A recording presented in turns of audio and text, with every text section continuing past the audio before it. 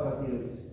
Luego vimos las hormonas que derivan de los esteroides, o sea, que derivan del colesterol, donde nombramos al ciclo pentano, fenantreno, ¿ya?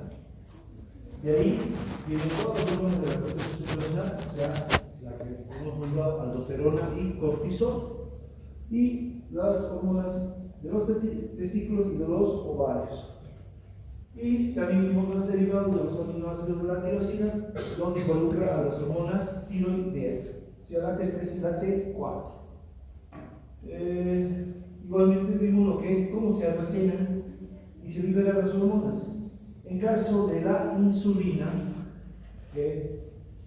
sabemos que se forma una preprohormona, ¿ya?, a nivel del retículo endocromático rugoso, ¿ya?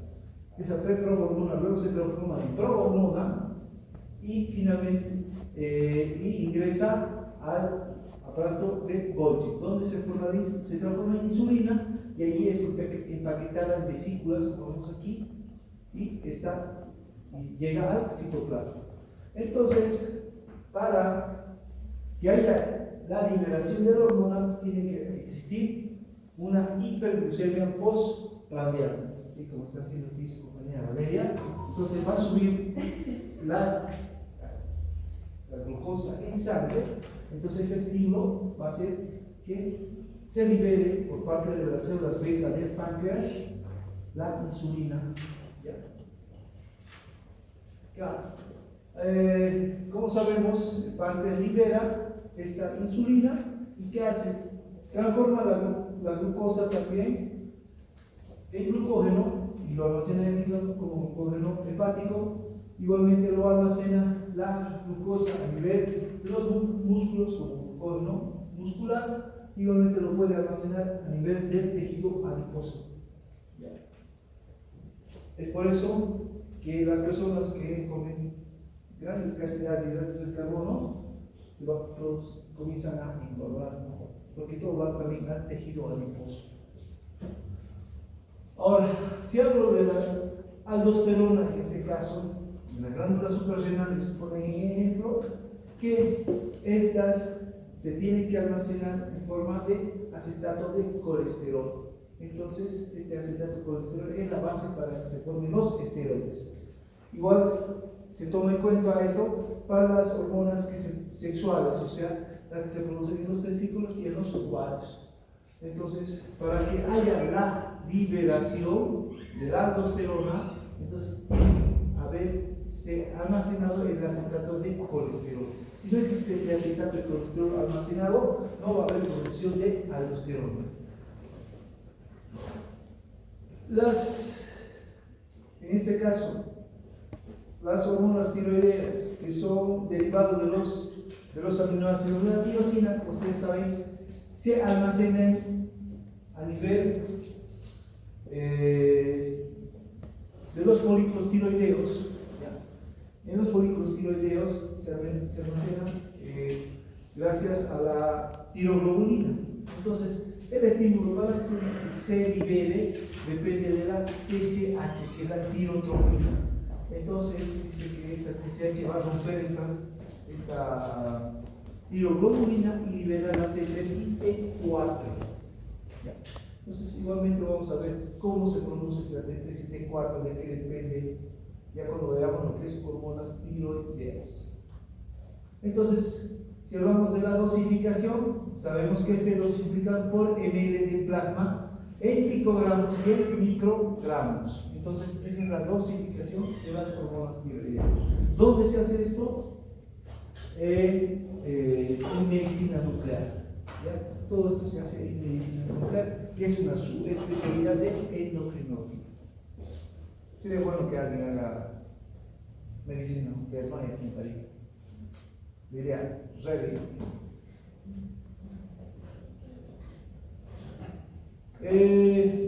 Receptores hormonales. Entonces, ¿cómo vimos?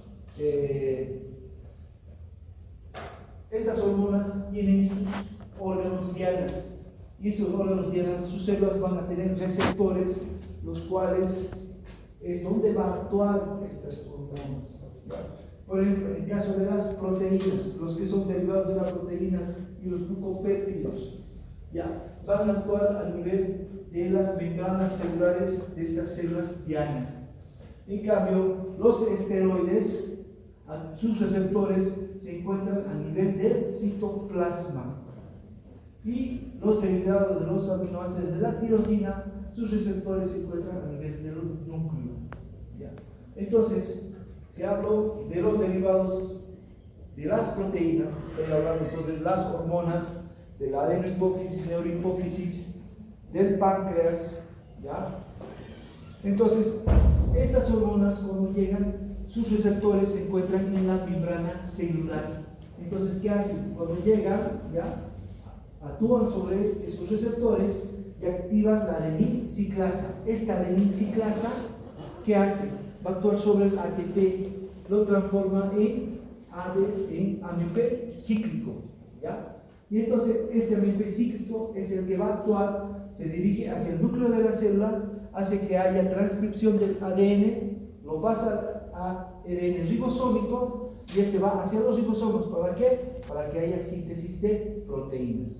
Entonces, de esta forma actúan estos receptores derivados de las proteínas. ¿Dónde están sus receptores? En la membrana celular. Entonces, dicho todo esto, se activan el AMP cíclico, la adenyl-ciclasa, y el producto final es el AMP cíclico.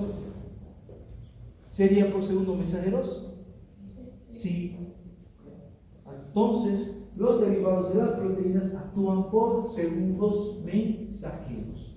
Y existen otros segundos mensajeros. También está el GMP cíclico, ¿ya? También tiene un sistema de calcio-calmodulina, que también es un segundo mensajero, y el sistema fosfoinositol. Estos también son sistemas de segundo mensajero. Pero el más importante es por el AMP cíclico. Ahora, las hormonas esteroideas, derivadas de los esteroides. Aquí estoy hablando de las hormonas suprarrenales y de las hormonas sexuales. Sus receptores, como dijimos, se encuentran a nivel del citoplasma. Entonces, actúan sobre estos receptores, activan estos receptores citoplasmáticos e ingresan a nivel de los núcleos. Entonces, ¿qué hacen en los núcleos? Ahí en los núcleos igualmente van a producir transcripción del DNA, el cual eso lo transcribe el DNA ribosómico para que haya producción de síntesis de nuevos aminoácidos, proteínas. Entonces, en caso por ejemplo, del estrógeno, las mujeres, cuando llegan a los 11 años, más o menos, 10, 11 años, los estrógenos comienzan a actuar. Entonces, sus receptores se encuentran en el citoplasma, son activados estos receptores y ingresan dentro del núcleo, como aquí. Entonces, como dijimos, se produce la síntesis de las proteínas. Entonces, ¿qué pasa en estas mujeres? ¿Ya? Por ejemplo, existe crecimiento de las mamas, igualmente existe la caracterización femenina, o sea, se ensancha las pelvis, existe crecimiento de los órganos sexuales femeninos, como ser el útero, los labios mayores, menores, etc. ¿Ya? Entonces, todo esto gracias a los estrógenos. Lo mismo pasa en los varones. Igual, cuando se produce la liberación de la testosterona, igualmente sus receptores se encuentran a nivel del citoplasma. Entonces,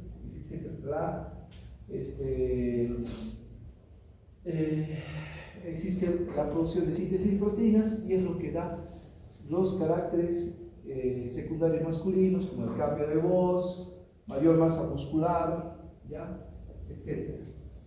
Ahora, si hablo de la tirosina, ¿ya?, la T3 y la T4, cuando actúan, estos ingresan dentro de las células, ¿ya?, y sus receptores se encuentran dentro de los núcleos. Entonces, la T3 y T4 tienen que llegar dentro, ingresan dentro de los núcleos celulares de las células, y igualmente allí dice que activa el sistema energético de las células. Por eso que la T3 y T4 tiene que ver con el metabolismo celular de casi todas las células del organismo. ¿Ya? Entonces, esta es la manera de actuar de cada célula, de cada hormona, perdón. ¿Ya? Tiene sus receptores específicos. Ahora vamos a ver la hipófisis, ¿ya? O antiguamente conocida como glándula pituitaria. Como ustedes recordarán, se encuentra alojada a nivel de la silla turca, ¿ya? Del hueso esfenoides, deriva del vocablo hipófilo, que significa que crece hacia abajo. Entonces los antiguos anatomistas, ¿ya? Creían que esta glándula hipófisis tenía que ver con la secreción mucosa que se producía a nivel de las fosas nasales. Y bueno, ellos se preguntaban por qué algunas personas crecen más que otras, ¿ya? Y entonces comenzaron a investigar, bueno, y al final se dieron cuenta que se dividía esta glándula hipofisiaria. Como vemos aquí, se divide en una adenohipófisis o hipófisis anterior, una neurohipófisis o hipófisis posterior. Igualmente tiene una parte intermedia, o hipófisis intermedia, que solo está desarrollada en los animales inferiores, como son los anfibios. Ahora, si hablo de la adenohipófisis, esta adenohipófisis que vemos aquí, tienen células las cuales se tiñen con tinciones ácidas, ¿ya? Entonces, esa es su principal característica, y existen varios tipos de células, como vemos aquí. Esa tabla la saqué de su libro, ¿ya? Entonces tenemos aquí las células somatotropas, corticotropas, tirotrópicas y gonadotrópicas. De todas estas, las más numerosas son las células somatotropas, que, como ustedes saben, su función es producir la somatotropina. ¿Qué es la somatotropina? La hormona de crecimiento, ¿ya? Entonces, característica que tiene 191 aminoácidos. Entonces, ¿cuál es su acción fisiológica? Estimular el crecimiento, sobre todo a nivel de los huesos largos. Es la responsable del crecimiento. Igualmente, estas células que son acidófilas, también tenemos a las corticotropas, las cuales producen la adenocorticotropina. ¿Dónde es su órgano diana? Es las glándulas suprarrenales. Igualmente, las células tirotrópicas, que producen el estimulante de la tiroides o la tirotropina, la cual va a actuar sobre la glándula de tiroides, o sea, la TSH, la cual va a producir que se libere la hormona triiotironina y la tiroxina. Y igualmente existen las células gonadotrópicas, que van a producir la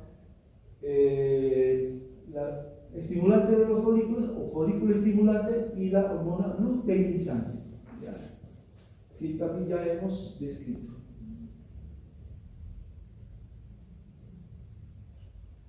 Ahora, una característica muy especial que tenemos que saber es que el hipotálamo está en relación con la producción de hormonas, tanto con la adenohipófisis como de la neurohipófisis. El hipotálamo, ¿ya? Entonces, como ustedes saben, forma parte del sistema nervioso central. Entonces, este hipotálamo produce las hormonas liberadoras. Hormona liberadora de la tirotropina, gonadotropina, hormona liberadora de la somatotropina. Entonces, estas hormonas liberadoras que se producen a nivel del hipotálamo, para que lleguen hasta la adenohipófisis, necesitan de la arteria hipofisiaria. Esta arteria hipofisiaria, que como vemos aquí, es esta, se continúa con capilares y finalmente con venas. Y esto va a formar la circulación venosa portal hipotálamo hipofisiaria. Entonces, las hormonas liberadoras que se producen a nivel del hipotálamo